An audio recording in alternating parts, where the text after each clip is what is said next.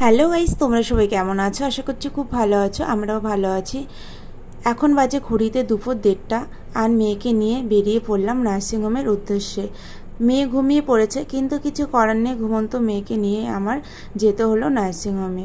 মেয়ের কিছু blood test আছে, তো মেয়ের ব্লাড টেস্ট ডক্টরবাবু দিয়েছিল অনেক দিন আগেই করতে, কিন্তু আজ করব কাল করব করতে করতে একদমই সময় পাচ্ছিলাম না। তাই ফাইনালি আজকে মেয়েকে নিয়ে চলে গেলাম নার্সিংহোমে।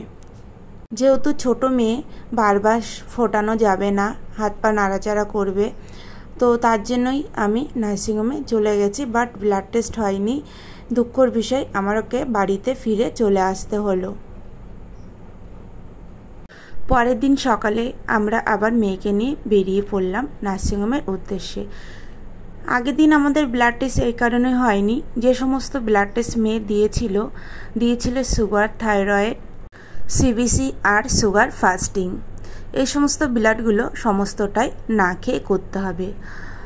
যেহেতু ছোট মেয়ে, আমি জানি না খেয়ে কোনো দরকার নেই, ব্লাড টেস্টটা নেওয়া যাবে, কিন্তু ওখানে গিয়ে ল্যাব টেকনিশিয়ান বলল যে না খেয়ে করতে হবে। তারপর ওর ডক্টরবাবুকে ফোন করলাম, ডক্টরবাবু বলল সমস্ত টেস্টটাই না খেয়ে করতে হবে।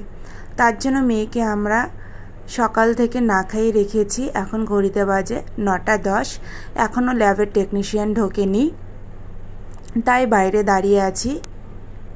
এই নার্সিংহোমে আমি বিগত 8 বছর সিস্টারের কাজ করেছি, তো এই কারণেই মেয়েকে নার্সিংহোমেই নিয়ে আসলাম। কেননা ছোট বাচ্চা, অন্য ল্যাব থেকে আমি ব্লাড টেস্ট করালে বারবার ওকে সুচ ফোটাবে। এখানে আনার একটাই কারণ, ওকে একবারই সুচ ফোটালে ওর ব্লাডটা আমরা এখান থেকে নিতে পারবো। এই জন্যই আমি নার্সিংহোমে নিয়ে আসলাম। পুকুর ওয়েট ভীষণই কম, তো তার জন্য ডক্টরবাবু ব্লাড টেস্ট দিয়েছে এবং হার্টেরও কিছু টেস্ট দিয়েছে। তবে আজকে আমরা হার্টের টেস্ট করব না, ব্লাড টেস্টটাই করব। এই যে পগলি, এই যে বাড়ি যাবো আমরা গাড়ি করে। চলো চলো চলো চলো আমরা বাড়ি যাবো বাবা। মেয়ের ব্লাড নেওয়ার ভিডিওটা আমি একদমই করতে পারিনি, ওর বাবা যেহেতু বাইরে ছিল আর আমি মেয়েকে কোলে নিয়ে ছিলাম। হাতের পাতা থেকে জেলকো করে ওকে ব্লাড নেওয়া হয়েছে।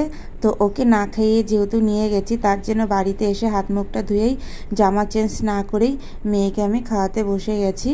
ওর ভীষণই খিদে পেয়ে গেছিলো। খিদে পেয়ে গেলে মেয়ে ভীষণই রাগ দেখায়। ভিডিওটা ভালো লাগলে অবশ্যই লাইক, কমেন্ট এবং শেয়ার করে দিও।